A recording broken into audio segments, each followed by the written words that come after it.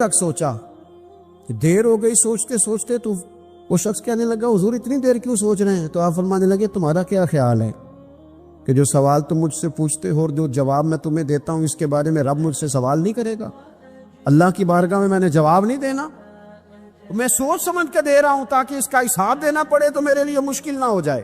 میرے عزیز، حضرت عبداللہ ابن عمر سے کسی نے سوال پوچھا تو سیدنا عبداللہ ابن عمر رضی اللہ تعالیٰ عنہ کہنے لگے مجھے نہیں آتا اس سوال کا جواب، اور جب کہا نا نہیں آتا تو فوراً کہنے لگے عبداللہ خود اپنے آپ سے بات کرتے، کہتے عبداللہ رب تیرا بھلا کرے، اس بات پہ ہمیشہ ڈٹے رہنا، جو بات نہ آتی ہو وہ کبھی کہنا نہ، جس کا پتہ نہ ہو اسے کبھی کرنا، جب تک پوری تحقیق نہ ہو بلا وجہ ہوتا سا نہیں نہ کرنا۔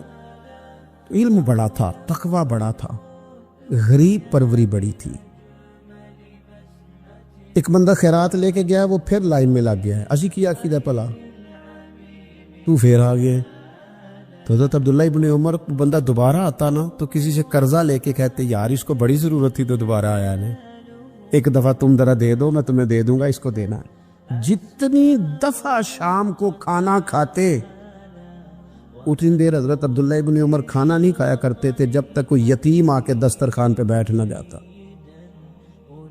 نہیں گزارا ہوتا۔ اور یار کیسے لوگ کھا لیتے ہیں، اعلیٰ غذائیں کھا رہے ہیں، اور ایک طرف ایک بہن مجبور بیٹھی ہے، بھائی مجبور بیٹھا ہے، سسرالی رشتہ داروں میں لوگ مجبور بیٹھے ہیں، عزیزوں میں لوگ مجبور بیٹھے ہیں، یتیم غریب مسکین، اور یہ روز نئے سے نیا ذائقہ، جب تک یتیم نہ ہوتا کھانا نہ کھاتے۔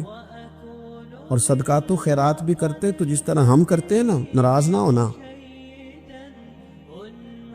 کبھی کبھی نا بعض لوگوں کو بانٹتے دیکھتے ہیں تو تکلیف ہوتی ہے، آپ نے دینا تو ہے تو اگر خوش دلی سے دے دیں، عطا تو کرنا ہے تو اگر چلو صحیح طریقے سے ہو جائے، ہنس کھیل کے ہو جائے، پریشان نہ کیا جائے سائل کو، یہ کتنا اچھا ہے۔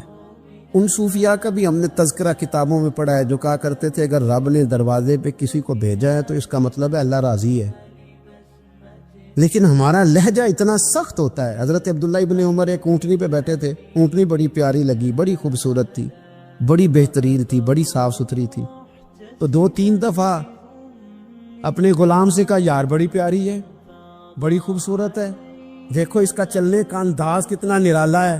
آج کل بھی ڈرائیور گاڑی چلاتے ہیں تو کہتے ہیں بڑی ہلکی پھلکی ہے جی، بریکیں بھی بڑی ٹھیک ہیں جی، اس کی فلاں معاملہ بھی اس کا بڑا صحیح ہے۔ وہ اتنی پسند آئی اونٹنی تو اونٹنی سے اترتے ہی فوراً کہنے لگی اس کو نشان لگا کے قربانی کے جانوروں میں چھوڑ دو، یہ زیادہ پیاری ہے، اسے رب کے رستے میں خیرات کریں گے۔ کیوں؟ ایک باریک نقطہ صوفیاء نے بیان کیا ہے۔ اللہ کے نیک بندے کہتے کسی جگہ بھی تمہارا دل اللہ رسول کے مقابلے میں الجھنا نہیں چاہیے۔ کوئی ایسی چیز جو رکاوٹ بن رہی ہو، رکاوٹ، وہ کیا کہتے ہیں کچرا آ گیا ہے، اس کچرے کو لوگ ٹھیک نہیں کرتے، کہتے نکال دو تاکہ معاملہ صحیح رہے۔ ایک چھوٹا سا باریک سا ہلکا سا دھاگے کی طرح کا ایک ٹکڑا اگر کسی وقت گوشت کا آپ کے دانت میں الجھ جائے نا، وہ سارا ذائقہ تباہ کر دیتا ہے۔ لوگ مختلف چیزیں لے کے خلال کرتے ہیں دانتوں کا تاکہ وہ نکل جائے، کیونکہ ذرا سی بھی چیز اگر کسی جگہ رکاوٹ بن جائے نا، آپ بڑا بہترین کھانا کھا رہے تھے، زبردست غذا آپ کھا رہے تھے، ایک صرف اس میں نا ہلکا سا دانہ ایسا ہے جو سخت تھا، کچرا آ گیا، روڑا آ گیا تو وہ سارے کھانے کا ذائقہ تباہ کر دیتا ہے۔ بعض لوگ ایسے ہوتے ہیں کہ ایک بال نکل آئے نا کبھی کھانے میں سے تو کھانا چھوڑ دیتے ہیں، کہتے ہیں یار یہ سارا ذائقہ خراب ہو گیا۔ ہمارے ساتھ یہ ہوا ہے، یہ تو ہے نا دنیاوی معاملات، اسی طرح کا مسئلہ روحانی زندگی میں ہوتا ہے۔ کئی دفعہ نا ہم ماننے کو تیار نہیں ہوتے، لیکن ہمارے اوپر دولت کی محبت پوری طرح سوار ہوتی ہے، وہ سجدے میں ذوق آنے نہیں دیتی۔ شہرت کی محبت پوری طرح سوار ہوتی ہے، وہ درود و سلام کا، ذکر کا، عبادت کا ذائقہ لگنے نہیں دیتی۔ وہ جو کہا تھا نا والذین آمنوا اشد حبا للہ، ایمان والے سب سے بڑھ کر اللہ سے پیار کرتے ہیں، سب سے بڑھ کر رسول اللہ صلی اللہ علیہ وسلم سے محبت کرتے ہیں۔ کیوں کہا گیا تھا؟ اس لیے کہ ان محبتوں کے مقابلے میں ذرا بھی کوئی اور محبت آتی ہے روحانی ذائقہ خراب کر دیتی ہے۔ ہمارا دل نہیں لگتا، ہم بور ہوتے ہیں، ہم پریشان ہوتے ہیں۔ مسئلہ یہ ہے کہ جس دل میں صرف رب رسول کو ہونا چاہیے تھا وہاں شہرت آ گئی ہے، شہرت کی محبت آ گئی ہے، دکھاوا آ گیا ہے، مال آ گیا ہے، کئی قسم کے ہم نے بت معاذ اللہ اکٹھے کر لیے، اور پھر وہ ساری کیف مستی آئے۔ یہ کیسے ہو سکتا ہے؟ حضرت عبداللہ ابن عمر رضی اللہ تعالی عنہ کے پاس ایک گدھا تھا۔ ہم پنجابی میں تو کہا کرتے تھے کہ بڑا ساؤ جانور ہے، بڑا دھیما ہے، بڑا اچھا ہے، سواری بھی کرتے تھے اس پہ، اس پر بوجھ بھی رکھتے تھے، اور بھی کئی کام، جانوروں کا چارہ بھی اس پہ رکھ کے لایا جاتا تھا۔ بہت سارے لوگ اس کی تعریف کرتے تھے کہ ظاہر ہے اس وقت یہ جانور ہر گھر کی ضرورت ہوتے تھے۔ لوگوں نے بڑی تعریف کی کہ جناب یہ گدھا بڑا اچھا ہے، بڑا عمدہ ہے۔ بعض چیزیں ایسی ہوتی ہیں جن سے دل لگ جاتا ہے۔ کچھ نوجوانوں نے گھروں میں بلی رکھی ہوتی ہے، گھوڑا رکھا ہوتا ہے، جانور رکھے ہوتے ہیں، ان کی پوری توجہ انہماک۔ ہم دیکھتے تھے دیہاتوں میں کہ بزرگ اگر کہیں چلے جاتے تھے سفر پہ تو وہاں سے بھی پیغام بھیجتے تھے کہ گائے کو چارہ ڈالا کہ نہیں، بھینس کو نکالا کہ نہیں، تم نے باڑے سے دور چھاؤں کا خیال کیا کہ نہیں۔ وہ چیز ذہن میں آ جاتی تھی۔ حضرت عبداللہ ابن عمر رضی اللہ تعالیٰ عنہ وہ گدھا کیونکہ بڑا پیارا تھا، بڑا اچھا جانور تھا اور بڑے کام کرتا تھا، بہت سارے معاملات گھر کے اور کھیتی باڑی کے اس کے ذمے تھے، تو گھر والے بھی کہتے کہ اس جانور کی وجہ سے بڑی خیر ہے، بڑے کام ہو جاتے ہیں، آپ کا بھی خیال تھا۔ حضرت عبداللہ ابن عمر ایک دن گھوڑے سے نیچے اترے یا اس گدھے سے نیچے اترے تو خادم کو بلا کے کہنے لگے اسے لے جاؤ اور بیچ کے پیسے اللہ کے رستے میں خیرات کر دو۔ اب وہ خادم کا بھی اس سے دل لگ گیا تھا، جانور گھر میں ہوتا ہے دلچسپی ہو جاتی، کہنے لگا حضور وہ سارا محلہ تو اس کی تعریف کرتا ہے، سارے خاندان والے تو اس جانور سے دلچسپی رکھتے ہیں اور آپ بیچ رہے ہیں۔ آپ فرمانے لگے جس طرح سب کا دل اس کی طرف ہے نا کہ اچھا جانور ہے، میرا بھی ہو گیا ہے، لیکن میں اپنے دل کو سوائے رب رسول کے کسی اور طرف ہوتا دیکھ نہیں سکتا۔ اعظم بلا سے اپنی وہ ہستی ہی کیوں نہ ہو، اعظم بلا سے اپنی وہ ہستی ہی کیوں نہ ہو، جو چیز اس کی راہ میں حائل ہو پھونک دو، جلا دو ایسی ساری چیزیں جو ان کے راستے میں آتی ہیں۔ فرمایا اس کی طرف توجہ ہونے لگی، لہٰذا میں اسے اب رکھ سکتا۔ مزاج تھا، طبیعت تھی، طریقہ اس طرح کا تھا کہ وہ پھر ایک اور بات بڑی خوب تھی۔ حضرت عبداللہ ابن عمر ان لوگوں کی پذیرائی بڑی کرتے تھے جو خیر کا کام کرتے تھے۔ دینی کام کوئی بندہ بھی کرے اس کی پذیرائی ہو، اس کی تعریف ہو، خیر کے جملے ہو تاکہ دینداری پھیلے۔ حضرت عبداللہ ابن عمر رضی اللہ تعالیٰ عنہ کو نا غلام آزاد کرانے کا بڑا شوق تھا۔ دیکھیں نا ایک بندہ کسی نے خرید لیا ہے، وہ اس کا پابند ہے، بڑی تکلیف میں ہوتے تھے لوگ۔ غلام 1000 سے زیادہ غلام آپ نے آزاد کرائے، تو آپ جب غلام خریدتے تھے نا تو نظر کرتے تھے جو غلام ذرا زیادہ نمازیں پڑھتا اسے آزاد کر دیتے۔ تو غلاموں نے اس طرح کیا، انہیں پتہ چل گیا، انہوں نے بھی نا لمبی لمبی نمازیں شروع کر دی۔ حضرت عبداللہ ابن عمر کو پتہ چلتا، آزاد کر دیتے۔ ایک دن آپ کے بیٹے کہنے لگے حضور یہ آپ کو دھوکہ دیتے ہیں، لمبی لمبی نمازیں پڑھتے ہیں، آپ آزاد کر دیتے ہیں، بعد میں پتہ نہیں 5 بھی پوری پڑھتے ہیں کہ نہیں پڑھتے۔ تو حضرت عبداللہ ابن عمر کہنے لگے پتر تیرا کیا خیال ہے، مجھے نہیں پتا۔ کہ حضور پتہ ہے۔ فرمانے لگے یہ مجھے رب کے نام پر دھوکہ دینا چاہتے ہیں، جو رب کے نام پہ دھوکہ دے روز دے، میں روز دھوکہ کھانے کو تیار ہوں۔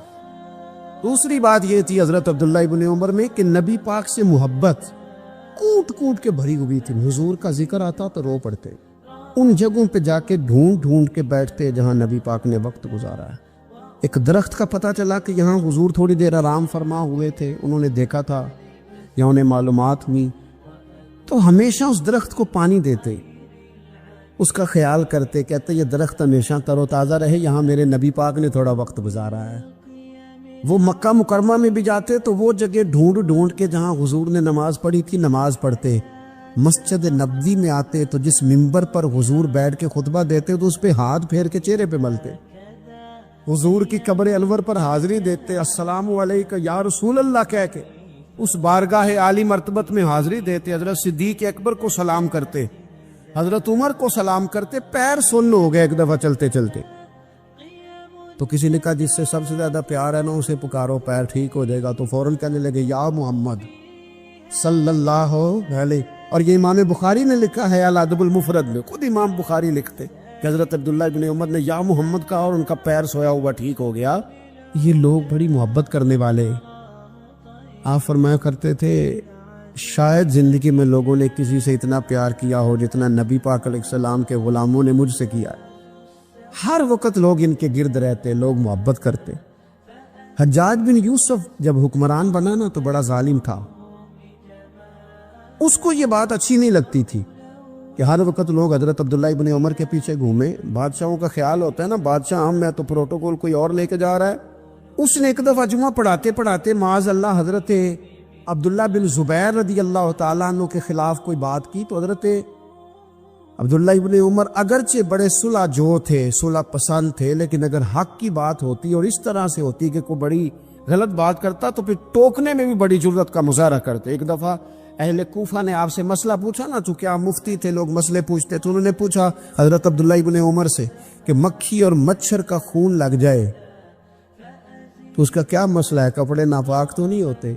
تو سوال کا جواب دینا چاہیے تھا نا، ہوتے کہ نہیں ہوتے؟ تو فرمانے لگے حسین ابن علی کا خون بہا کے اب مکھیوں کے خون کے مسئلے پوچھنے شروع کر دیے۔ اب تمہیں یہ والا خون نظر آنے لگا ہے؟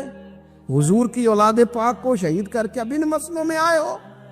میں خیال نہیں آتا تمہارے دلوں میں گھٹن ہے حضور کی اولاد کے لیے اور دین کے مسئلے پوچھتے ہو؟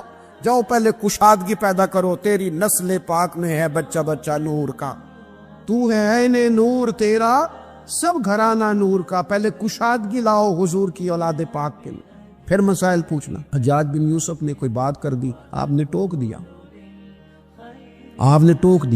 تو پھر حجاج نے سازش کی۔ اوہو، اللہ والوں کے خلاف جو سازشیں ہوتی ہیں بڑی گہری ہوتی ہیں، بڑی سخت ہوتی ہیں، بڑے جال بنے جاتے ہیں، بڑا حسد کیا جاتا ہے، بڑی تکلیف دی جاتی ہے۔ اللہ قرآن میں کہتے ہیں محبوب یہ لوگ تجھ سے حسد کرتے، حسد من عند انفسہم، ان کے دلوں میں تیرے لیے حسد ہے، حسد کرتے ہیں لوگ، دور تک نکل جاتے ہیں حاسدین۔ حجاج نے کیا کیا، اس نے ایک شخص سے کہا کہ زہر والا خنجر تیار کرو جو زہر میں بجھا ہوا ہو، اور چونکہ حج کے موقع پہ بڑا رش ہوتا ہے لہذا حج کے موقع پہ لے جانا۔ حضرت عبداللہ ابن عمر جب تمہارے پاس سے گزرے، بادشاہ میں ہوں، لوگ ان کے پیچھے، جب وہ تمہارے پاس سے گزریں تو ان کے پیر میں چبو دینا۔ جب لوگوں نے ایسے عالی مرتبت لوگوں کو نہیں بخشا، اتنے بڑے لوگ محفوظ نہیں رہے تو ہما چما کس کھاتے میں؟ آج کس بات کا شکوہ کرنا؟ حضرت عبداللہ ابن عمر اس کے پاس سے گزرے تو اس نے پیر میں چبو دیا خنجر، وہ زہر آپ کے جسم میں پھیلا۔ جب شدید بیمار ہوئے تو حجاج تیمارداری کرنے چلا گیا۔ یہ دیکھو دوستی قاتل سے بھی مقتول سے یارانہ بھی، خود چلا گیا اور جا کے کہنے لگا جی اگر مجھے پتہ چل جائے نا کہ آپ کو کس نے یہ زخم دیا ہے تو میں سخت انتقام لوں گا۔ تو حضرت عبداللہ ابن عمر نے بھی بڑا منطقی جواب دیا، فرمانے لگے مجھے اسی نے زخم دیا ہے جس نے حج کے موقع پر کسی کو خنجر لانے کا مشورہ دیا تھا، اسی نے مجھے زخم دیا ہے۔ گویا فرمانے لگے ظالم تو خود ہی یہ کام کرتا ہے اور خود ہی تو تیمارداریاں کرتا ہے۔ حضرت عبداللہ ابن عمر شہید ہو گئے، مکہ مکرمہ میں آپ کا مزار بنا دیا گیا۔ تقریباً 1500 کے لگ بھگ 1600 کے لگ بھگ آپ سے احادیث مروی ہے۔ زندگی حسین گزاری، حضور کی خوشبوئیں ہر وقت آتی رہیں۔ حضرت عائشہ صدیقہ، حضرت حذیفہ، حضرت جابر بن عبداللہ، یہ تینوں جلیل القدر لوگ کہا کرتے تھے حضور کے بعد زمانے کی تبدیلی سے بڑے لوگ تبدیل ہوئے، لیکن جو لوگ حضور کے طریقوں پر پوری طرح قائم رہے ان میں بڑا نام حضرت عبداللہ ابن عمر کا ہے، بڑا نام۔ رات بھر عبادت کرتے اور دن کو ظہر سے عصر تک اللہ کی یاد میں مصروف رہتے۔ 3 باتیں اپنی زندگی میں سمجھے، ایک تو جس بات کا پتہ نہیں ہے اس کو کبھی ڈسکس نہ کرے، یہ ہمیں حضرت عبداللہ ابن عمر کی زندگی نے بتایا، اور دوسری بات یہ ہے کہ کوشش کرے، سخاوت کرنی ہے اللہ کی رضا کے لیے، تو اس میں اللہ کی رضا ہی پیش نظر ہو، اور تیسری بات یہ جتنا ہو سکے اپنے آپ کو حضور کے دروازے کے قریب کرے، نبی پاک کے رستوں کا مسافر بنے۔ حضرت عبداللہ ابن عمر رضی اللہ تعالیٰ عنہ بیمار ہو گئے، شدید علیم تھے، طبیعت مبارک میں کمزوری آ گئی، کچھ کھانے کو دل نہیں کرتا تھا، گھر والے بار بار کہتے کچھ کھا لیجئے کچھ کھا لیجئے، نہیں کھاتے تھے۔ بالآخر اب حضرت نافع آپ کے غلام تھے، ان سے کہنے لگے کہیں سے مچھلی مل جائے نا تھوڑی سی میں کھاؤں گا، تو کہتے ہیں میں سارے مدینے میں ڈھونڈتا رہا، مچھلی نہ ملی، اگلے دن بھی ڈھونڈی تو نہ ملی، تیسرے دن بھی ڈھونڈی تو نہ ملی، تو فرمانے لگے یار بس چھوٹی سی خواہش ہے، کوئی فرض نہیں ملتی تو رہنے دے۔ کہتے ہیں چوتھے دن مچھلی مل گئی، میں 1.5 دینار کی مچھلی لایا، لا کے حضرت عبداللہ ابن عمر رضی اللہ تعالیٰ عنہ کے سامنے جو مچھلی رکھی تو آپ نے لقمہ روٹی کا توڑا تھا، مچھلی کو لگانے لگے کہ دروازے پہ فقیر نے آ کے آواز دی کچھ کھانے کو دو، تو حضرت عبداللہ ابن عمر نے روک لیا اور ہنسے۔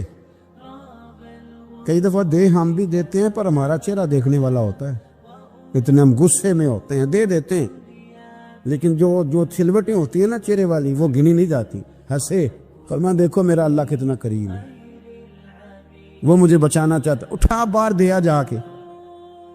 تو خادم اب حکم کا پابند تھا، وہ لیت اللہ تو کر نہیں سکتا تھا، وہ گیا اور جا کے دے آیا۔ فقیر جب سارے محلے سے آٹا اکٹھا کر لیتے ہیں تو پھر ایک جگہ جا کے بیچتے بھی ہیں۔ یہ دے آیا، وہ 2 گلیاں آگے گزرا تو میں پیچھے دوڑا گیا، میں نے کہا سچ بتا کھانی ہے کہ بیچنی ہے؟ وہ کہنے لگا جو بھی سبب لگ جائے کر جاؤں گا، آپ نے دے جو دی ہے۔ تو کہتا ہے میں نے اس سے کہا کہ یہ 1.5 دینار کی میں نے خریدی تھی، اگر تو 2 دینار کی مجھے بیچ دے تو آج کل مچھلی مدینے میں مل نہیں رہی، تو میں اپنے آقا کو دے دوں گا، وہ یہی کھائیں گے، بیمار ہے۔ تو کہنے لگا جی بسم اللہ، مجھے کیا اعتراض ہے، 2 دینار مل رہے ہیں، 1.5 کی مچھلی، اور 1.5 کی بھی کسی نے نہیں خریدنی تھی، اب تو پک گئی۔ فرماتے میں نے 2 دینار اس کو تھمائے، وہ مچھلی اس سے خریدی اور خرید کر کے میں لا کے حضرت عبداللہ ابن عمر کے سامنے دوبارہ رکھی، تو فرمایا یہ کیسے آ گئی؟ میں نے کہا حضور 1.5 کی خریدی تھی اور پھر فقیر کو دے دی، اب اسی سے میں 2 دینار کی خرید کے لایا ہوں، آپ قبول فرمائیں۔ تو فرمانے لگے تم نے اچھا نہیں کیا، اب اس طرح کرو 2 دینار بھی اسے دے اور مچھلی بھی واپس دے آؤ۔ عرض کی حضور کیوں؟ فرمایا تم نے قرآن نہیں پڑھا؟ حضور پڑھا ہے، فرمایا رب فرماتا ہے لن تنالوا البر حتی تنفقوا مما تحبون، تم بھلائی کو اس وقت پہنچو گے جب اپنی پیاری چیز راہ خدا میں خرچ کرو گے۔ امام غزالی نے لکھا ہے، فرمانے لگے دے آ، تو وہ حضرت نافع کہتے ہیں میں دینے گیا، دے کے واپس آیا تو کچھ پریشان تھا کیونکہ مجھے بھی 4 دن ہو گئے تھے نا تلاش کرتے، تھوڑی طبیعت میں مایوسی تھی کہ اتنی محنت سے میں نے لایا اور آپ نے واپس کر دی۔ تو حضرت عبداللہ ابن عمر نے مجھے قریب بٹھایا، پھر مجھے تھپکی دی، فرمانے لگے پتر میں نے ویسے بھی کبھی جھوٹ نہیں بولا اور آج کل تو میں ویسے ہی بیمار ہوں، ٹائم ہی نہیں، وقت ہی نہیں، موقع ہی نہیں جھوٹ بولنے کا۔ میں تجھے سچ بتاؤں، مجھے مچھلی کھا کے اتنا سکون نہیں ہونا تھا جتنی اللہ کے راستے میں خیرات کھا کے مجھے سکون ہوا۔ تو تجھے تو میری راحت سے غرض ہے نا کہ مجھے راحت کیسے ہوتی ہے، تو مجھے سکون ملا ہے، راہ خدا میں دے، میں نفسانی خواہش پوری کر لیتا تو یہ میرا نفس کل پھر مجھ سے مچھلی مانگتا، پرسوں کہتا نہیں چھوٹے گوشت کی یخنی بھی چاہیے۔ ہم لوگ الجھ گئے ہیں، بہت بڑے قیدی ہیں اپنے آپ کے، بڑے قیدی ہیں، سارا دن اپنی خواہشات کی تکمیل میں بھاگے رہتے، بڑے بڑے سونے نوجوان۔ میں ان پہ تنقید نہیں کرتا، مجھے ان پہ ترس آتا ہے، جب میں رات کے اندھیروں میں انہیں ٹیلی فون لے کے چوکوں میں کھڑے دیکھتا ہوں تو مجھے رحم آتا ہے۔ میں کہتا ہوں دیکھو نفس کی خواہش کے پیچھے یہ کیا مثلاً آخر کیا ہے اس میں، ایک عورت کے پیچھے تباہ کر لیا اپنے آپ کو، یعنی زیادہ سے یہ کوئی مقصود ہے، یہ کوئی مقصد حیات ہے جس کو مقصد بنا لیا ہے؟ میرے عزیز بات کو سمجھ لیں، اتنا خوبصورت آدمی ہے اور اتنا اس کا اونچا قد کاٹ ہے، اور کیا کس کے پیچھے یہ بھاگا ہوا ہے؟ بڑا سمجھدار، دانشور، عقل مند آدمی، ذی روح بندہ، لیکن اس کا سٹیٹس آپ یہ ملاحظہ کریں کہ وہ 20-40 ہزار کی خاطر جھوٹ بولتا ہے، دھوکہ دیتا ہے، فریب اور فراڈ کرتا ہے۔ ہم اپنی نفسانی خواہشات کے پیچھے اس طرح بھاگتے ہیں کہ ہم اصل سے رہ جاتے ہیں۔ میری باتوں کی سمجھ آ رہی ہے آپ حضرات؟ تھوڑا تھوڑا کر کے، ایک ایک کر کے ان کی باتیں کم مانیں۔ ضروری تو نہیں نا کہ سویرے ناشتہ بازار سے اپنی مرضی کا تگڑا کیا ہے، بازار سے لاکھ پوڑیاں چنے بہترین کھائے، اور پوڑیاں چنے ابھی کھائے نہیں، شاپر میں ڈالے ہوئے ہیں، اور وہ لے کے ابھی آ رہا ہے، تو ساتھ ہی رستے سے گوشت بھی چھوٹا اچھا لگا تو 2 کلو وہ بھی لے آیا کہ پوڑیاں چنے کھاؤں گا اور دوپہر کے لیے گوشت پکاؤں گا۔ وہ پہلے یہ تو کھا لے صاحب، اس سے تو نجات پا لے۔ یہ پتہ نہیں ہضم ہوتا ہے کہ کچھ اور کرتا ہے تیرے ساتھ، لیکن وہ گوشت بھی ساتھ لے آیا، یعنی ٹیبل پہ، ناشتے کے ٹیبل پر بیٹھ کے فیصلہ ہو رہا ہوتا ہے کہ ہم نے کیا کھانا ہے، ہم نے کدھر جانا ہے؟ سنگیو یاد رکھو، باتوں کو سمجھو اور غور کرو. یہ تھوڑا تھوڑا کر کے جب ہم چھٹکارا حاصل کرنے کی کوشش کریں گے نا، چھٹکارا حاصل کرنے کی، کئی جگہ سے کسی جگہ سے اگر آپ کو تنبیہ ہوتی ہے نا، تنبیہ، اس میں بھی بڑا مزہ آتا ہے. اس میں بڑا، ہمارے ایک بزرگ تھے تو ایک دن نا میں گیا تو کہنے لگے الحمدللہ آج میں بڑے سکون میں ہوں. میں نے کہا جی وہ کیا ہوا؟ کہنے لگے میں اپنے آپ کو بڑا پیر صاحب سمجھنے لگ گیا تھا. تو ایک بابڈا کے کسی آدمی سے کام تھا تو میرے ایک دوست نے مجھے کہا کہ پیر صاحب اس کو ٹیلی فون کر دیں، سنا ہے آپ کا عقیدت مند ہے. میں نے اس بندے کو ٹیلی فون کیا تو کہتا ہے پیر صاحب میں عزت آپ کی بڑی کرتا ہوں پر یہ کام نہیں ہو سکتا. کہتے ہیں جب اس نے مجھے کہا نا تو کچھ بھی نہیں، تو مجھے بڑا مزہ آیا، ورنہ میرا تو نفس پھول گیا تھا. میں تو سمجھتا تھا کہ جو میں کہتا ہوں ویسے ہی ہو جاتا ہے. کہتے اس نے تھوڑا سا نا مجھے لیول میں کیا ہے، مجھے مزہ آیا. یہ لوگ نا اپنے اوپر بوجھ ڈالتے تھے، یہ تھوڑا تھوڑا پیچھے ہٹتے تھے، یہ سمجھتے تھے کہ اس طرح تمہاری تکمیل رہ جائے گی. صبح سے شام تک اگر اسی نفس کی باتیں مانتے جائیں گے تو خرابی کرے گا. دولت کا نشہ ہے بھائی، دولت کٹھی کرنے والا کسی جگہ سیر نہیں ہوتا. حسن کا نشہ ہے، حسن کا نشہ ہے. حضرت ابو بکر شبلی رحمۃ اللہ علیہ فرمایا کرتے تھے جو تیری بیٹی کو خوبصورت سمجھ کے اس کے ساتھ نکاح کرنے تھے اسے بیٹی نہ دینا. حضرت جی کیوں؟ فرمایا حسن تو تھوڑے دن کے بعد ختم ہو جائے گا، پھر وہ اس کی قدر نہیں کرے گا، وہ تو کہیں اور منہ مارتا پھرے گا. حضرت ابو بکر شبلی رحمۃ اللہ تعالی علیہ کی بیٹی خوبصورت تھی. ایک نوجوان کہنے لگا میرا نکاح کر دیں. آپ فرمانے لگے پتر تو 1 مہینے کے بعد آنا کر دوں گا. بڑی موٹی تازی خوبصورت صاحبزادی. تو حضرت نے اسے دوائی کھلائی، اسے پخانے لگ گئے. جو پخانہ کرتی ایک مٹکے میں سنبھال دیتے. تھوڑا وقت گزرا تو وہ ہڈیوں کا پنجر بن گئی. مہینے بھر میں دست اتنے آئے کہ کمزور ہو گئی. تو ابو بکر شبلی 1 مہینے کے بعد نوجوان کو بلایا، فرمایا ادھر آ تیرا نکاح کروں. بچی دکھائی تو وہ کمزور بستر پہ پڑی. فرمایا شادی کرنے لگا اسے نہیں میں نے کرنی. فرمایا یہ وہی ہے؟ کہنے لگا جی نہیں. فرمایا تو کہتا تھا مجھے عشق ہے، کدھر گیا تیرا عشق؟ کہنے لگا حضرت صاحب آپ کیسی بات کر رہے ہیں؟ فرمایا ادھر آ. پھر وہ مٹکا جس میں گند رکھا تھا وہاں لے گئے. فرمانے لگے تیرا اس کے ساتھ عشق تھا، یہ ہے تیرا عشق. فرمایا اسے تو میں 4 دن روٹی کھلاؤں گا پھر تندرست ہو جائے گی، لیکن میں دیکھنا چاہتا تھا کہ تو میری بیٹی سے پیار کرتا ہے یا اس کے چہرے پہ آنے والی کچھ وقت کے لیے سرخی سے پیار کرتا ہے، اس لالی سے پیار کرتا ہے جو جوانی کے وقت بچوں اور بچیوں پہ آتی ہے. کس چیز کے دل دادا؟ یعنی کیا مطلب؟ نفس کی غلامی، سراسر غلامی. اور پلٹ پلٹ کے بڑے بڑے سیانے بندے چھوٹی سی خواہش کے لیے. بڑا سمجھدار آدمی، بڑا سیانا بندہ. میں ایک بڑے بزرگ عالم تھے، میں ایک دفعہ ملنے گا تو پائے پکا رہے تھے، خود پائے پکا رہے تھے. تو وہ بڑے پیار کی بات ہوتی ہے نا جی. تو تامت باندھی ہوئی اور بڑی جناب خستہ حالی اور وہ پائے پکا رہے ہیں. تو میں نے ان سے کہا حضرت جی پائے تو کسی اور نے بھی پکا لینے تھے، آپ بخاری لے کے بیٹھتے، چلو میری طرح کا کوئی بندہ آپ سے استفادہ بھی کر لیتا. اب پائے آپ لائیں گے، پھر پکائیں گے، پھر آپ کھائیں گے، تو یہ تو 24 گھنٹے آپ کسی کام میں گزر جائیں گے. تو یہ ایک چھوٹی سی خواہش کے لیے میں کسی چیز کو حرام نہیں کہہ رہا. قرآن پاک کی جو آیت پڑھی ہے صرف اس کی تفسیر آپ کے سامنے عرض کر رہا ہوں. ہماری خواہشات ماں پالتی ہے، آپ کو نہیں پتا کتنے دکھ سہتی ہیں. میں ان ماؤں کو جانتا ہوں جو بیٹے کے حصوں کی مار بھی اس کے ابے سے کھاتی ہیں، مار کھاتی ہو. ایک خاتون ایک کان سے سنتا نہیں، میرے پاس ایک دفعہ آئی، کہنے لگی 60 لگ گئی سی، کوئی دعا کر دے یا کوئی وظیفہ پر، ڈاکٹر کہتے ہیں ٹھیک نہیں ہو سکتے. میں نے کہا باجی صحیح بتاؤ مسئلہ کیا ہے؟ کہنے نہیں کچھ بھی نہیں. مسئلہ کیا ہونا ہے؟ پتر غلط نکل آیا ہے، اس کا باپ روز مارتا ہے. میں آ بھی گئی ہوں تو اس نے ایک تھپڑ میرے کان پہ مار دی، پردہ پھٹ گیا. مائیں مار کھاتی ہیں لیکن وہ پتر جس کو بڑی محنت سے پالا ہے وہ جوان ہوتا ہے تو اماں سے کہتا ہے تجھے چھوڑ دینا ہے، پر جس لڑکی سے میرا ٹیلی فون پہ رابطہ ہے اسے نہیں میں نے چھوڑنا، وہ نہیں چھوڑ سکتی. ہر شے کچل جاتا ہے. وہ اماں کبھی بلیٹ کے رات کو سوچتی ہے کہ یہ تو میری کل کمائی تھی، میں تو آلویز کے حصے کے تھپڑ اپنی گالوں پہ برداشت کر رہی ہوں، تو یہ کدھر گیا؟ اردشیر نام کا بادشاہ تھا.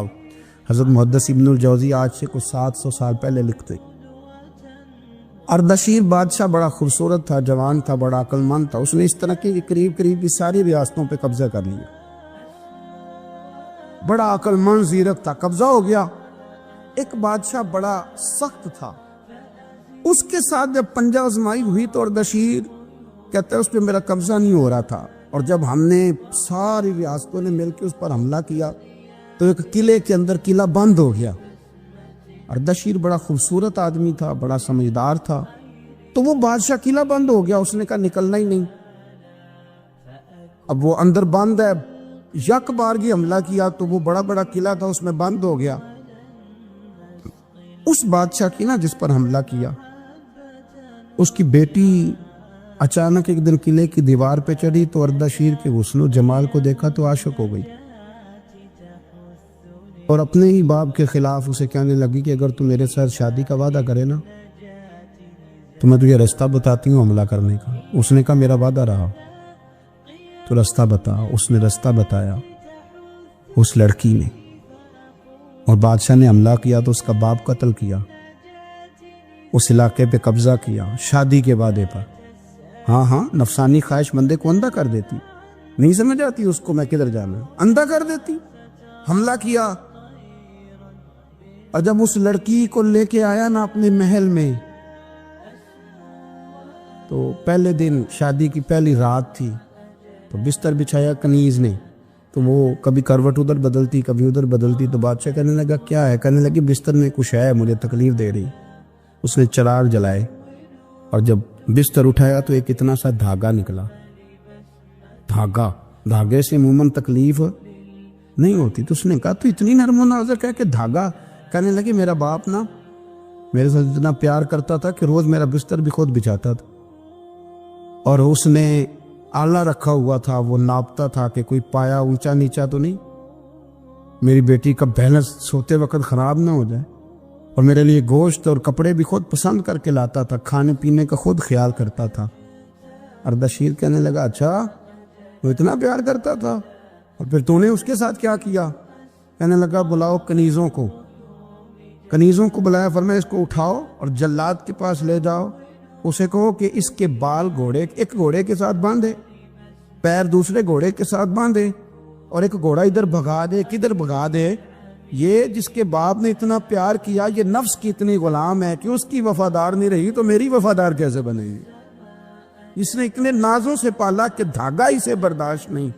او یارو یاد رکھو، اگر نفس کی غلامی کرو اور بڑے بڑے وفاداروں کو چھوڑ کے غلامی کرو تو پھر کہو وفادار مل جائیں، کوئی بول اب لڑا نہ بول بیٹھی، ان دے خصم ناراض بڑ بولیاں دے، کہاں سر کھائے تے بلبل ٹھنڈ پائے، بڑے فرق نہیں سجنا بولیاں دے، جڑیاں خصماں دی وچ رضا وسن، پاگ جاگ جاندے انہاں گولیاں دے، آپ ادلیاں نو سردار پین تکے تے شرما والیاں نو چوٹے ڈولیاں دے۔ اپنے نفس کے پیچھے چلو گے تو یہ تباہی ہے۔ جب ہم نے کسی سے وفا نہیں کی تو یہ کیا امید ہوئی کہ دنیا ہم سے وفا کرے گی؟ اللہ رسول کی مرضی کے مطابق اصول پسند زندگی بنائیں۔ ایک شخص سے گناہ ہو گیا، حد لگ گئی ان پر، اور وہ انتقال کر گئے، سیاستہ میں موجود ہے۔ بعض لوگوں نے کہا اس نے کتنا بڑا جرم کیا ہے، نبی پاک علیہ السلام نے فرمایا چپ کرو، تم نے جرم دیکھا توبہ نہیں دیکھی؟ یا رسول اللہ جرم کیا ہے، حد جاری ہوئی ہے، وہ اس حد کی وجہ سے انتقال کر گئے۔ محبوب فرمانے لگے تم مردہ بھائی کا گوشت کھا رہے ہو اور وہ جنت کی نہروں میں غوطے لگا رہا ہے۔ یعنی یہاں توبہ کرنے والوں کو وہ معیار ملا، وہ معیار کہ جو دروازہ رسول پہ آ کے توبہ کر لے، حضور خوشخبری دیتے گناہگار بڑا تھا، لیکن چونکہ یہاں آ کے توبہ کی ہے تو محبوب کا کرم برسا ہے، جنت میں بتاتے ہیں وہ جنت کی نہروں میں غوطے لگا رہا ہے۔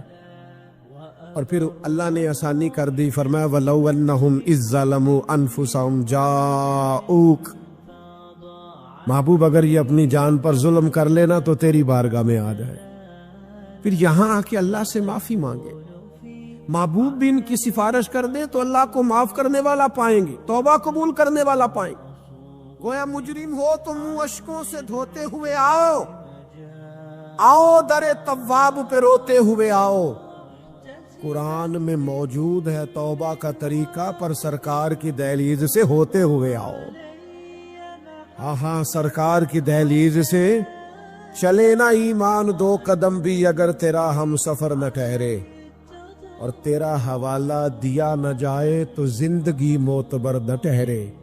لبوں پہ ایاک نستعین ہے اور اس حقیقت پر بھی یقین ہے، اگر تیرے واسطے سے مانگوں کوئی دعا بے اثر نہ ٹھہرے۔ میرے عزیز یاد رکھے، ارشاد فرمایا کہ تم پر جو بوجھ ہیں، جو پچھلی امتوں کے سخت احکام ہیں، وہ سخت احکام محبوب آسان کر دیں گے۔ نبی پاک علیہ السلام نے ہمیں جو دین دیا ہے وہ آسان دین دیا ہے، اور حضور علیہ السلام آسانی کو پسند کرتے۔ کسی بھی قبیلے کو، کسی جگہ قافلے کو حضور روانہ کرتے تو فرماتے خوشخبریاں دینا، وہاں جا کے خوشخبریاں دینا، اور فرماتے لوگوں کو امید دلانا، لوگوں کو مایوس نہ کرنا۔ ہمارے ملک میں آج کتنے لوگ ہیں جو مایوس کرتے ہیں، بری خبریں دیتے ہیں، لوگوں کے ذہنوں کے اندر ہر وقت مایوسی پھیلاتے ہیں۔ حضور نے آسان اور خوبصورت دین ہمیں دیا ہے، ایسا دین جو ایک ایک بات قابل عمل ہے، جس پر عمل کیا جا سکتا ہے۔ عزیز دوستو، آسان دین۔ حضرت ابو بصیر رضی اللہ تعالیٰ، ہمیں تو تھوڑا سا جھٹکا لگ جائے نا مذہب کا، تھوڑا سا لوگ دین کی طرف آتے ہیں، اس میں نا تھوڑی تکلیف ہے۔ صحیح بخاری کی حدیث، اس میں تکلیف ہے، سچ کہہ رہا ہوں، صحیح بخاری کی حدیث ہے۔ ایک صحابی نے کہا تھا حضور میں آپ سے پیار کرتا ہوں، نبی پاک نے فرمایا اچھی طرح سوچ لے۔ سوڑیا نہیں پیار ہے، فرمایا چل پھر سوچ لے۔ حضور بڑا پیار، میں سوچ لے۔ کہا محبوبہ بڑا پیار ہے، نبی پاک نے فرمایا پھر تیاری کر لے، جس طرح گہری جگہ پہ پانی تیزی سے آتا ہے، تیری طرف مشکلات بھی تیزی سے آئیں گی، تیزی سے۔ یہ شہادت کا ہے الفت میں قدم رکھنا۔ لوگ آسان سمجھتے ہیں مسلمان ہونا، ذرا اچھی طرح سوچ لے۔ جو مجھ سے محبت کا دعویٰ کرے گا اسے تکلیف ہے، بولو اسے تکلیف ہے، یہ پکی بات۔ جو محبت میں مخلص ہو وہ دیکھ لے میں آزمائش میں کتنا ہوں۔ تو اگر کوئی کہتا نہیں مذہب میں جائیں گے تو موجیں لگ جائیں گی، تو یہ بات درست نہیں ہے، یہ تو بڑا مشکل کام ہے۔ یہ تو اس سے پوچھو نا جو اس منصب پہ ہے۔ حضرت ابو بصیر رضی اللہ تعالیٰ عنہ، نبی پاک صلی اللہ علیہ وسلم نے طے کر لیا کفار کے ساتھ، حدیبیہ کی جنگ ہوئی تو فرمایا اگر کوئی مسلمان مکے چلا جائے گا تو کافر کہنے لگے ہم واپس نہیں کریں گے، اور اگر کوئی کلمہ پڑھنے والا ستایا ہوا مسلمان مدینے آئے گا تو مسلمانوں کو واپس کرنا پڑے گا۔ مسلمان اپنا بندہ نہیں رکھ سکتے، اور مسلمانوں کا کچھ شخص غلطی سے بھی مکے چلا گیا تو مکے والے واپس نہیں کریں گے۔ حضرت ابو بصیر رضی اللہ تعالیٰ عنہ صحابی تھے، باپ نے، بھائی نے، محلے والوں نے قید کیا ہوا تھا کلمہ پڑھنے کی وجہ سے، پیروں میں زنجیریں تھی، بیڑیاں، کیا کسی طریقے سے جیل توڑ کے دوڑے، مدینے پہنچے۔ کہتے رستے میں کسی آدمی کے ساتھ گھوڑے پہ کچھ دیر بیٹھا، پھر پیدل چلا۔ صحابہ کہتے اتنا دردناک منظر بڑا کم ہم نے دیکھا۔ ابو بصیر جس گلی سے گزرتے وہاں خون پھیل جاتا، ان کی ٹانگیں خون سے کٹتی، وہ زنجیریں بندھی ہوئی۔ در رسول پہ حضور میں بھاگ کے آیا ہوں۔ کہتے ابھی نبی پاک صلی اللہ علیہ وسلم ان کی بات سن ہی رہے تھے کہ پیچھے سے قریش کے 2 سپاہی بھی آ گئے، کہنے لگے یہ بھاگ کے آیا ہے اور آپ کا وعدہ تھا کہ آپ واپس کریں گے۔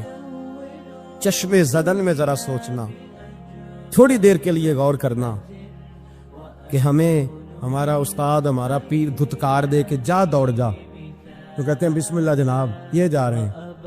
ایمان کی پختگی دیکھیں، اس نے تو ہمیں نکال ہی دیا جی، وہ کیسا بندہ ہے۔ یہاں تو کسی کے یہاں کوئی فاتحہ پڑھنے نہ جائے تو لوگ بگڑ جاتے ہیں، کہتے ہیں اس نے سلام نہیں لی، فاتحہ نہیں پڑھی، بس ختم، اس کو احساس ہی نہیں۔ حضرت سیدنا ابو بصیر سامنے کھڑے ہیں، سامنے 2 سپاہی آ گئے۔ ذرا دیکھیے ایمان کی پختگی، ایمان، یقین اور استقامت۔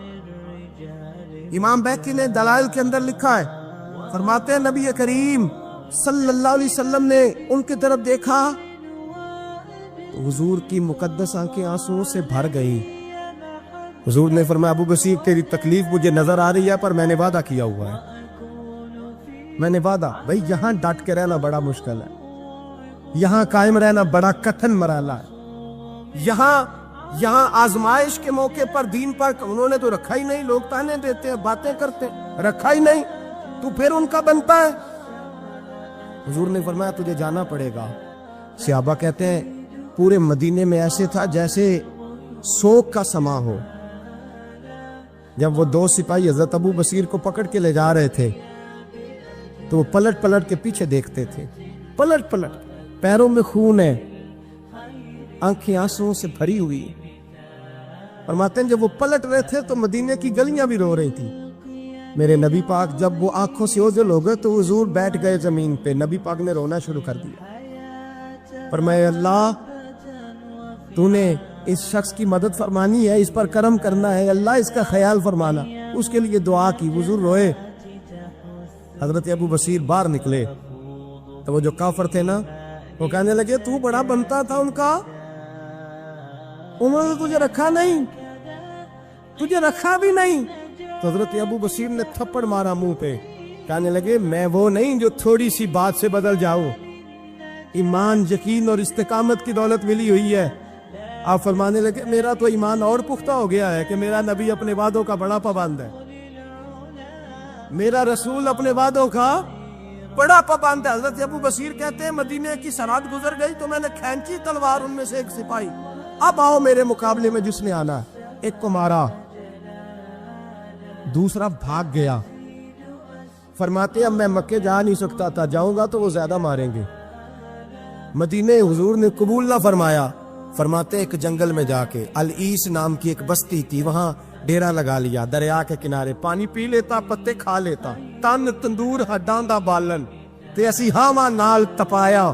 کپ کپ مکیاں پیڑے کیتے تے اتوں صبر پلے تھل لایا. تن دی ہانڈی تے من دا سالن اتے لون صبر دا پایا.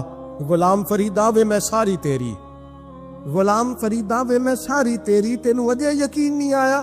فرماتے سالوں پتے کھائے, اب جو بھی وہاں سے تانگ ہوتا وہ میرے پاس آ کے پناہ لیتا. جس کو مکے والے مارتے میرے پاس آ کے کہتے تانے دینے والے آ کے کہتے ہو تم کس طرح کے نوکر ہو, تمہیں تو انہوں نے رکھا ہی نہیں. ہم نے کہا چپ کر جا, وہ ہمارے آقا ہیں, وہ ہمارے آقا ہیں, رکھے تب بھی ٹھیک ہے, نہ رکھے اللہ اکبر. ایمان دیکھو, کفر دیکھو, جڑیاں خصماں دی وچ رضا بسن پاگ جاگ جاندے انہاں گولیاں دے تے میں گڈی ہتھ ڈور سجن دے, او جنج رکھے اونج رہنے. واجب نہیں جے وچ شریعت مندہ خصم نو کہنا. فرمایا بس ٹھیک ہے, جس طرح حضور راضی ویسے ہی ہم راضی. حضرت ابو بصیر رضی اللہ تعالیٰ عنہ کے پاس 300 صحابہ کٹھے ہو گئے, 300.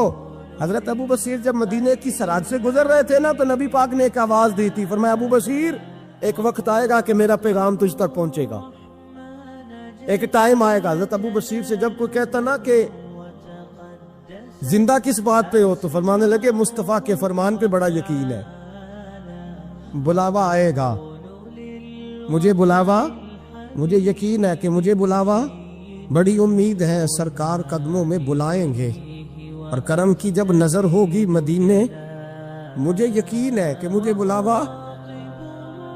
ابو بصیر رضی اللہ تعالیٰ عنہ فرماتے ہیں کہ وقت گزرتا گیا, 300 لوگ کٹھے ہو گئے.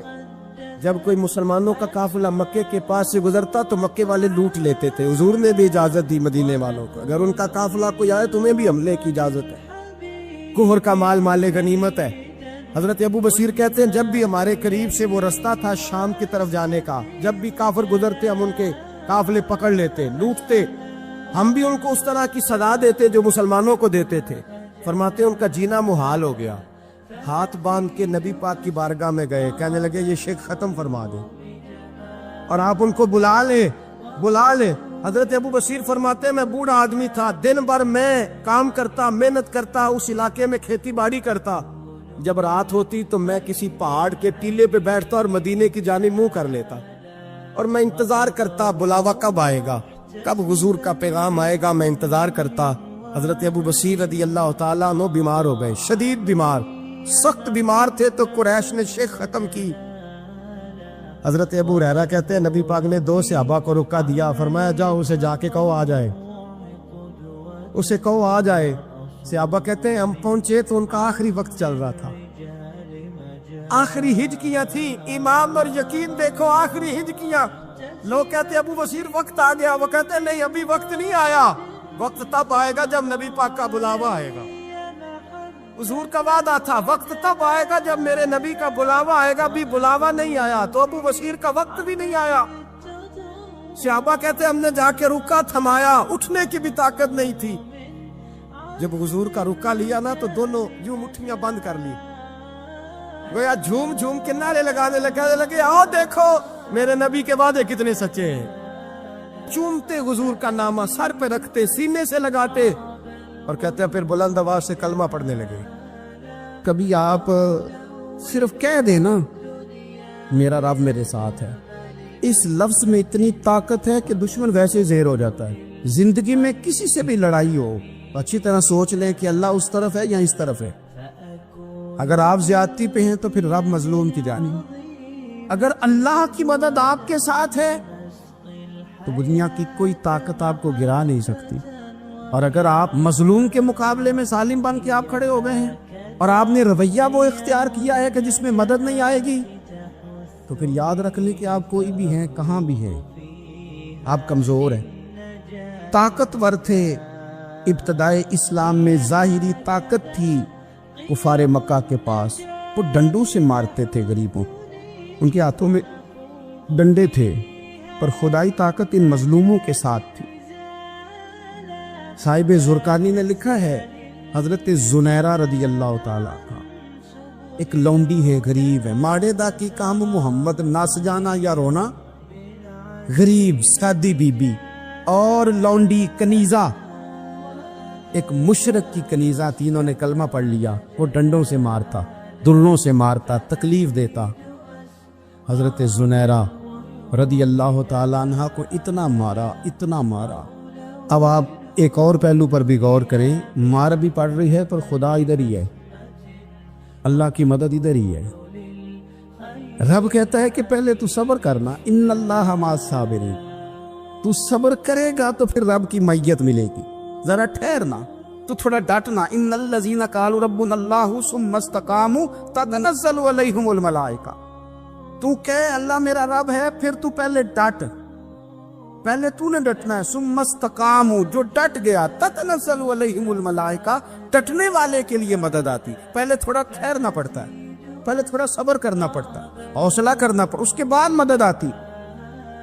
مار پڑ رہی ہے، مارا جا رہا ہے حضرت زنیرہ کو، ان کا مالک جو ہے ظاہری آقا وہ مار رہا ہے، یہ کنیزہ ہے، اتنا مارا ان کی بینائی چلی گئی،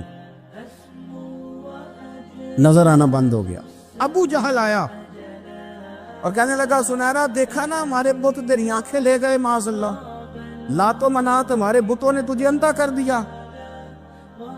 اب ایسا نہیں ہے کہ بی بی روتی جا رہی ہے، مایوسی معاذ اللہ، پریشانی، غریبی بڑی ہے، پوچھنے والا کوئی نہیں، یہ باتیں نہیں۔ کیا جملے ہیں خاتون کے، کیا لفظ ہیں۔ ابو جال نے تنزیہ کہا معاذ اللہ، کہنے لگا دیکھا نا ہمارے بتوں نے تجھے اندھا کر دیا۔ تو جناب زنیرہ آنکھوں کی بینائی گئی ہے، رات کو گئی ہے، دکھ ابھی تازہ ہے، لیکن اللہ پہ جو توکل ہے، اپنے مالک سے جو رشتہ ہے وہ اتنا مضبوط ہے، اتنا طاقتور ہے، اس میں اتنی گہرائی ہے کہ حضرت زنیرہ بول کے نا اتنی قوت سے بولی، اتنی طاقت سے بولی کہ پورے کفر پر لرزہ طاری ہو گیا۔ فرمانے لگی تمہارے بتوں کی کیا اوقات ہے کہ میری بینائی لے جائیں، یہ میری رب کی حکمت کا تقاضا ہے۔ جب تک اس نے چاہا زنیرہ دیکھتی رہی، اور جب اس نے چاہا زنیرہ کی آنکھوں کی بینائی چلی گئی، اور اگر وہ چاہے گا نا تو بینائی واپس بھی کر دے گا۔ نبی پاک صلی اللہ تعالی علیہ وسلم نے ارشاد فرمایا، ایک عورت تھی، طوائف تھی، ساری زندگی اس کی گناہوں میں گزری معاذ اللہ، پھر وہ ایک کنویں کے پاس سے گزر رہی تھی، ایک پیاسا کتا اس نے وہاں پیاس سے تڑپتے سسکتے دیکھا، اور پھر اس نے اپنے جوتے کو لٹکا کر اپنے دوپٹے کی مدد سے یا جیسے اس سے ممکن ہو سکا اس نے پانی نکالا، کتے کو پلایا، اللہ نے اس کی بخشش فرما دی۔ آپ ماشاءاللہ ہزاروں میں لوگ ہیں، آپ نے بڑی جلدی مجھے یہ بتانا ہے، یہ حدیث آپ نے پہلے بھی سنی ہوئی ہے نا؟ میرا خیال ہے کوئی بندہ نہیں رہا جس نے نہ سنی ہو، سنی ہوئی ہے نا ہم نے الحمدللہ۔ اتنے سارے بندے جو یہاں موجود ہیں انہوں نے سنی ہوئی ہے، تو ظاہر ہے امت مسلمہ میں جتنے لوگ ہیں ڈھیر ساروں نے یہ بات سنی ہوگی۔ لیکن میرا سوال یہ ہے، میں سڑکوں پہ روڈوں پہ سفر کرتا ہوں، ہم نے یہ حدیث درجنوں بار سنی کہ طوائف نے کتے کو پانی پلایا تو اس کی بخشش ہو گئی، لیکن حال یہ ہے کہ سڑک پر کسی گاڑی سے ٹکرا کر اگر کوئی کتا مر جاتا ہے، اب مر ہی گیا ہے، گاڑی والا، موٹر سائیکل والا، پجاروں والا، بس والا کوئی اتنی جرت نہیں کرتا کہ لکڑی کے ساتھ، رسی کے ساتھ ہی پکڑ کے اسے سائیڈ پہ کر دے۔ اس سڑک پہ مرا ہوا پڑا رہتا ہے، یہاں تک کہ گاڑیوں کے ٹائروں کے ساتھ اس کا گوشت لگ لگ کے سڑک صاف ہوتی ہے۔ اس محبوب کے ماننے والے، جس محبوب نے بتایا کہ طوائف نے پانی پلایا تھا اور ہمیں سمجھ بھی آ گئی، یہ حدیث پڑھ بھی لی اور سن بھی لی، پھر اس ملک کی جو مسلمانوں کا ملک ہے، اس کی سڑکوں پر مرے ہوئے کتوں کو اٹھائے بھی کوئی نہ، اور زخمی کتا زخمی ہو ہی گیا ہے، اب اسے سڑک سے سائیڈ پہ ہی کر دیا جائے کم از کم، تاکہ اس کی اگر جان باقی ہے تو بچ جائے۔ تو پھر مجھے بتاؤ نا میرے دوستو، ہم نے کس لیے تقریریں سنی ہیں، کس لیے خطبے سنے ہیں؟ واعظ و نصیحت کی مجالس کا مطلب ہم نے کیا سمجھا ہوا ہے؟ تقریر، تحریر، تصنیف، اچھی گفتگو، اچھا جملہ، اس کا معنی ہم کیا سمجھتے ہیں؟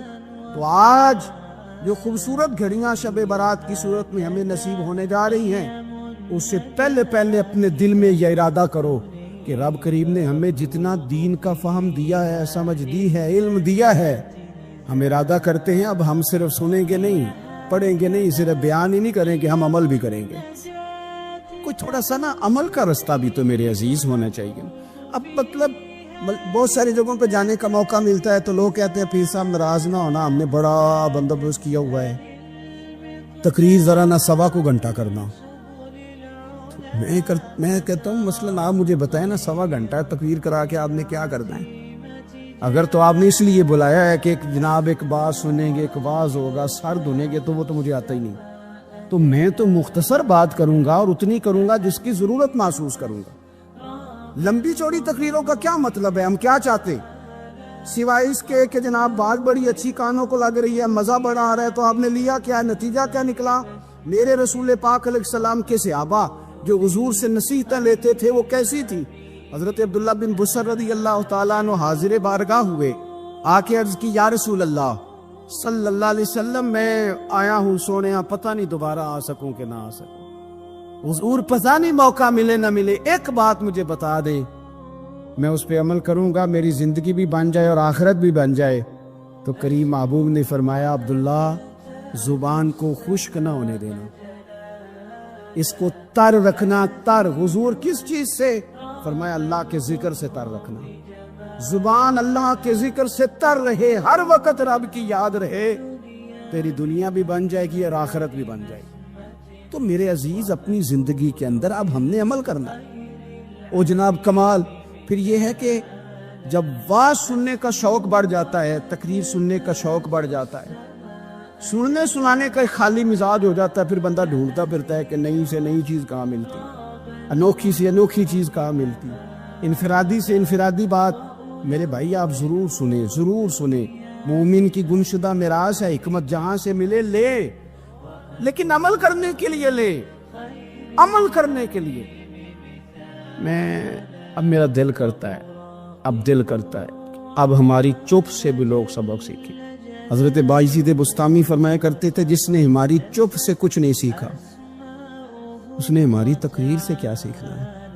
اب تھوڑا سا نا اشاروں کی بولی بھی سمجھے، اب تھوڑا سا یہ بھی ہو کہ بس بات پوری ہونے نہ پائے اور انسان کی رغبت عمل کی طرف بڑھ جائے، یہ مزاج ہمیں دیا ہے۔ اب تو بھائی آ جائیں آپ، صبح بھی تقریر کر دیں، دوپہر کو بھی تقریر کر دیں، شام کو بھی تقریر کر دیں، تو پھر یہ بھی ہوتا ہے کہ جناب وہ بیان آپ نے جو سنایا تھا نا وہ ذرا دوبارہ سنا دیں، تو میں کہتا ہوں پہلے سننے پر عمل ہو گیا تو نہ کریں۔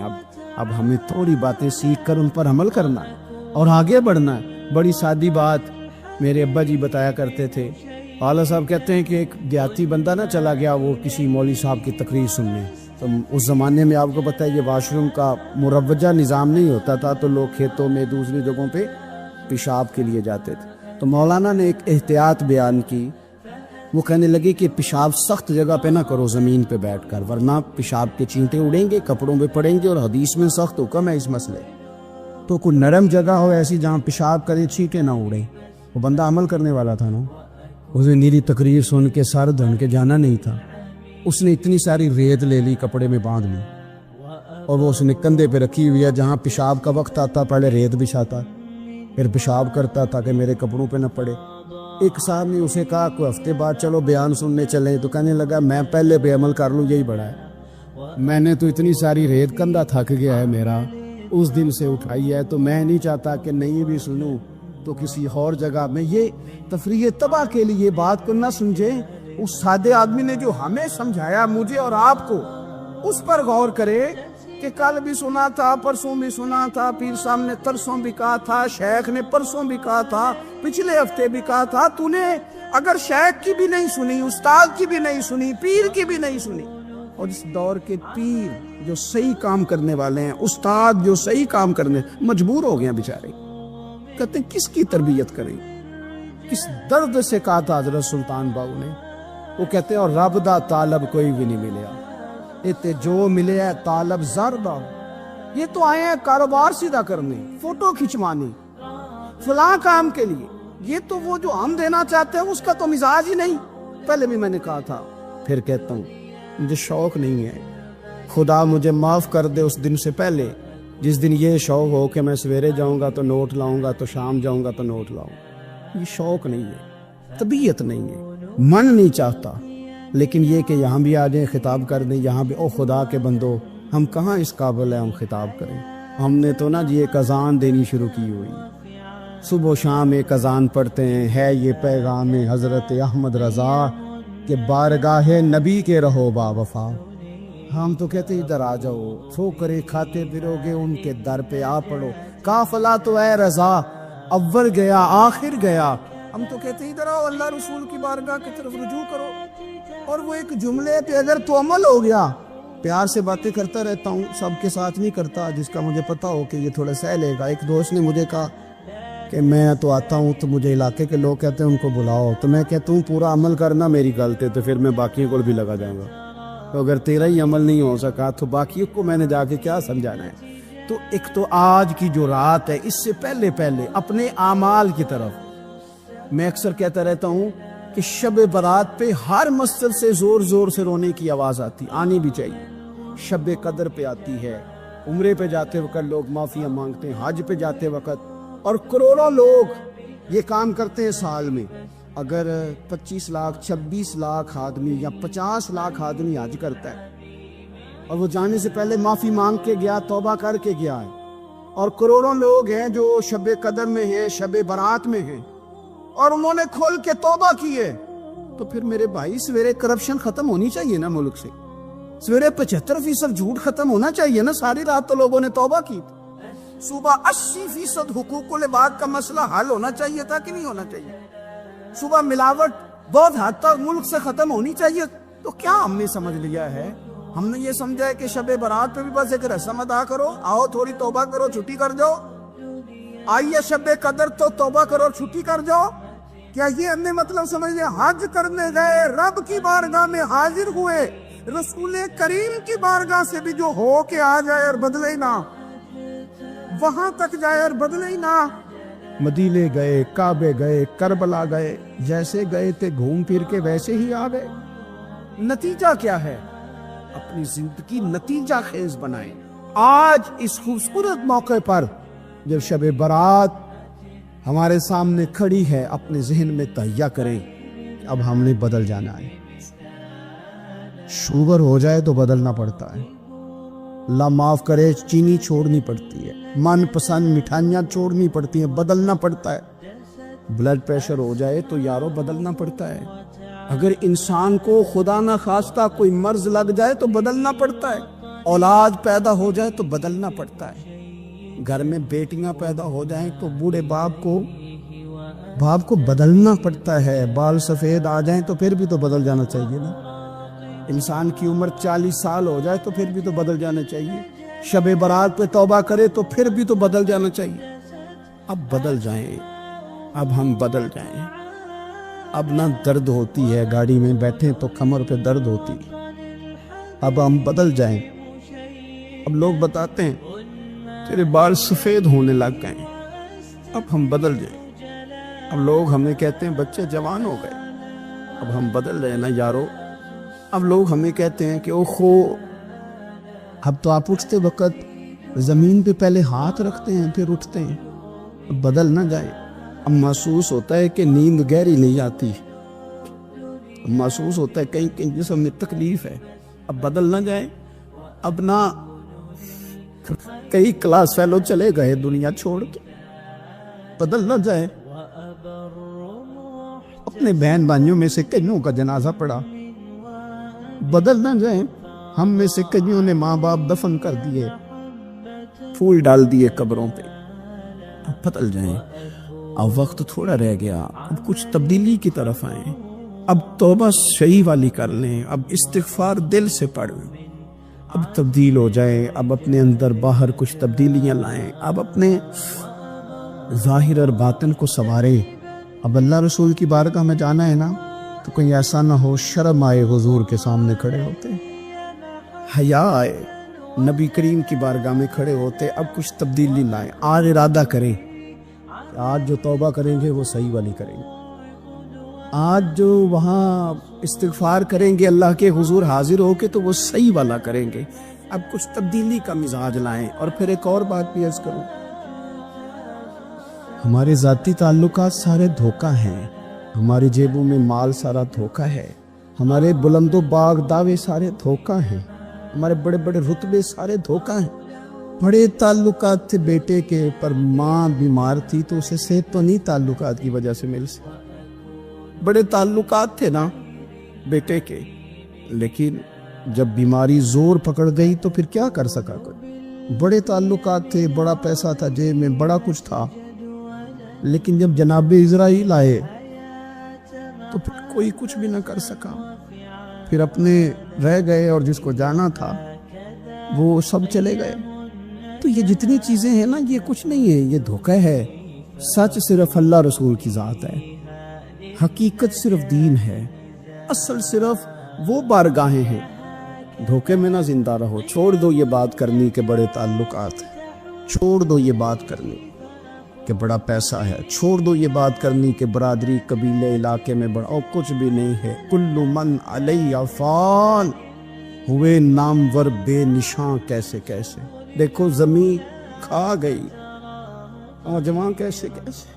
میں مولانا نورانی کی قبر پہ کھڑا تھا تو میں کہہ رہا تھا, مقدور ہو تو خاک سے پوچھوں کہ اے لعین, تو نے وہ گنج ہائے گرا مایا کیا کیے. اتنے بڑے لوگ تو لے گئے, اتنے بڑے لوگ, اتنے بڑے لوگ قبروں میں کدھر گئے. سلطان مامور غزنوی کہاں ہیں, شہاب الدین غوری کہاں ہیں.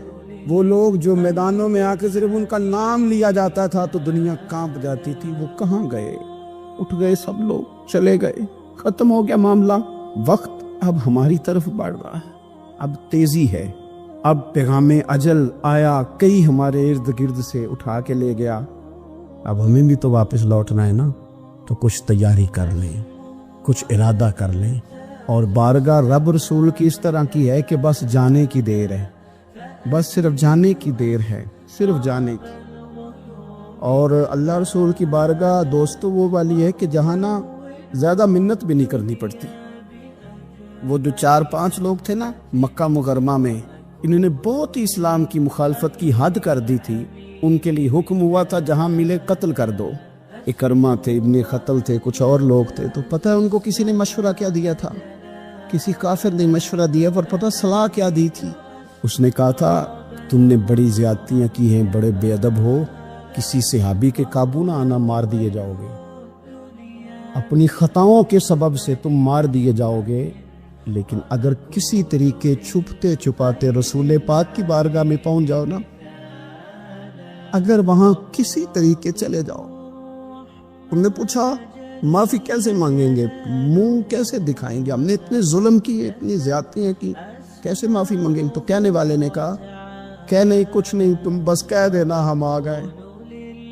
اس سے زیادہ تو بات ہی کوئی نہیں, اتنا ہی تو صرف کہنا ہے آ گئے. اور نہ آتے تو جاتے بھی کہتے, بس تم اتنا کہہ دینا ان العبد اذا طرفا ثم تاب تاب اللہ علیہ. نبی کریم علیہ السلام نے فرمایا بندہ جب آ کے کہتا ہے نا یا اللہ میں بھول گیا تھا، غلطی ہو گئی، مان جو گیا ہوں، غلطی ہو گئی. جب کہتا ہے نا میں بھول گیا، ثم تابا، پھر وہ توبہ کرتا، تاب اللہ علیہ، اللہ دیر کرتا ہی نہیں، فوراً توبہ کو قبول فرما لیتا. ہمارے ہاں نا کچھ لوگ تو طبعاً سخت ہیں، اللہ معاف فرمائے، اور کچھ رد عمل کے طور پر سخت ہو گئے. کچھ باتیں دلوں میں بیٹھ گئی ہیں جنہوں نے طبیعتوں کو سخت کر دیا. کبھی کہیں آپ بہو سے کہ چلو بوڑھی ساس سے اگر کبھی کو بات سخت نکل گئی ہے تو معاف کر دے، وہ تیار نہیں ہوتی. وہ کہتی ہے تمہیں پتہ نہیں میرے ساتھ کیا کچھ ہوا. کبھی ساس سے کہا جائے نا چلو بھول گئی تھی بچی تو آپ درگزر کر دیں، تو کہتے تمہیں پتہ نہیں میرے اندر سختی کتنی آ گئی ہے، دکھ کتنے بیٹھ گئے. ہم نا طبیعتوں میں سختی کر بیٹھے، ہمارے دل دھڑکتے ضرور ہیں لیکن صرف اپنے بچوں کے لیے، ہمارے سینوں میں درد اٹھتا ضرور ہے لیکن صرف اپنوں کے لیے. ہم نے نا 2 4 5 6 باتیں جمع کر کے ان پر پورا ذہن بنا کے سخت ہو گئے ہیں. طبیعتیں سخت ہیں، دل سخت ہیں. میرے نبی پاک صلی اللہ تعالی علیہ وسلم نے فرمایا، یہ حدیث مسلم شریف میں موجود ہے، فرمایا جنت میں وہ لوگ داخل کیے جائیں گے جن کے دل چڑیوں کی طرح نرم ہیں. نرم دل کے لوگ، معاف کر دینے والے، جلدی مان جانے والے. ایک صاحب تھے، اپنے بھائی سے ناراض ہو گئے اور انہوں نے رشتے سے انکار کر دیا. پہلے ان کے بیٹے کی وہیں پہ نسبت تھی، انکار کر دیا. کئی لوگوں نے ان سے کہا، میں نے بھی کہا، تو وہ کہنے لگے پیر صاحب عزت بڑی کرتا ہوں آپ کی لیکن میں مرد ہوں، ایک دفعہ نہ کر دوں تو پھر ہاں نہیں کیا کرتا. تو میں نے اس صاحب سے کہا، میں نے کہا یوں نہ کر، اگر صبح قیامت تیرے بارے میں کوئی سخت فیصلہ آ جائے اور رب کو منانا ہو کسی مقام پر تو کیا کہے گا؟ بہانے بنا بنا کے ہم سخت ہو گئے، دل اتنے سخت پتھر کر لیے، میں فلاں ہوتا ہوں جی، میں نہیں دوبارہ کسی کی سنتا. اور خدا کے بندو، میرے نبی پاک علیہ السلام نے فرمایا مومن تو اس طرح ہوتا ہے جس طرح اونٹ کے ناک میں نکیل ہوتی ہے، بٹھا دو تو بیٹھ گیا، اٹھ جاؤ تو اٹھ گیا. اور حضور نے فرمایا وہ لوگ جو بہت بد اخلاق ہیں، جھگڑالو ہیں، فسادی ہیں، سخت دل ہیں، وہ لوگ جنت میں نہیں جائیں گے. جو جھگڑے کرتے پھرتے ہیں جھگڑالو لوگ ہیں. عزیز دوستو، اپنی زندگی کے اندر طبیعت میں نرمی، اگر طبیعت نرم ہو گئی نا جی، مزاج میں نرمی آ گئی، تو پھر آپ محسوس کریں گے کہ آپ معاف کرتے بھی جلدی ہیں اور معافی دیتے بھی جلدی ہیں. پھر آپ کے تعلقات بچیں گے، آپ کی نسبتیں بچیں گی، آپ کے بہت سارے رشتوں میں قربت آئے گی، ٹوٹیں گے نہیں. ایک تو دل نرم کرے، کسی شخص کے بارے میں دل میں کوئی بات ہے تو اسے معاف کرے اور معافی دے. کچھ لوگ دل کو ٹھیک ٹھاک ہوتے ہیں، کوئی ناراضگی نہیں ہوتی، لیکن آپ نے بچی کی شادی کا کارڈ دیا نہیں تو اور ناراض ہو جاتے. اور پھر آپ سمجھا رہے ہیں، قائل کر رہے ہیں، وہ تیار ہی نہیں ہے قائل ہونے کو. سنو اور اس حدیث کو یاد رکھنا، نبی پاک صلی اللہ تعالی علیہ وسلم نے فرمایا جس کے پاس اس کا بھائی عذر لایا، بھائی معافی مانگنے آیا، اگر اس نے معاف نہ کیا، اللہ کے حبیب فرماتے میرے حوض کوثر پہ نہ آئے. تو سخت ہو کے بیٹھ گیا ہے، تو کہتا ہے میرے سے پہلے سنے، میں آپ کو بتاؤں اس نے میرے ساتھ کیا کیا. اور ٹھہر جا، اگر حساب کتاب کے بعد معافی والا اصول رکھ لیا جائے کہ پہلے حساب کتاب ہوگا، غلطیوں کا مداوع ہوگا، پھر معافی ہوگی، تو یہی حساب اگر رب کریم بندوں کے ساتھ کرے تو پھر میں اور آپ کدھر جائیں گے. تو اس سادی بات پہ آ جاؤ نا، تو 2 جملوں میں حضور نے سمجھائی ہے. فرمایا تم رب کے بندوں کو معاف کر دو، اللہ تمہیں معاف کر دے گا. تو آج کی شب سے پہلے، آج کے دن سے پہلے، رمضانی مبارک کے تشریف لانے سے پہلے اپنی طبیعت کے اندر ایسا ذوق لائیں، ایسی طبیعت لائیں کہ ہم نے معافی دینی بھی ہے اور معافی لینی بھی ہے. بعض اوقات ہم رسم ادا کرتے ہیں شب برات سے پہلے، یہ سوشل میڈیا پہ چل گیا، فلانے کو فلان کہہ دیا، اگر کوئی کبھی ہوئی نا تو معاف. ایسے تو نہیں نا معافیاں ہوتی. ہمیں پتہ ہوتا ہے ہم سے کون ناراض ہے، ہمیں خبر ہوتی ہے ہم نے کس کو تکلیف دی، ہمیں پتہ ہوتا ہے کس نے ہمارے لہجوں سے پریشانی پائی ہے، کون ہے جو ہماری وجہ سے اذیت کا شکار ہے، تو اس سے جا کے معافی مانگے.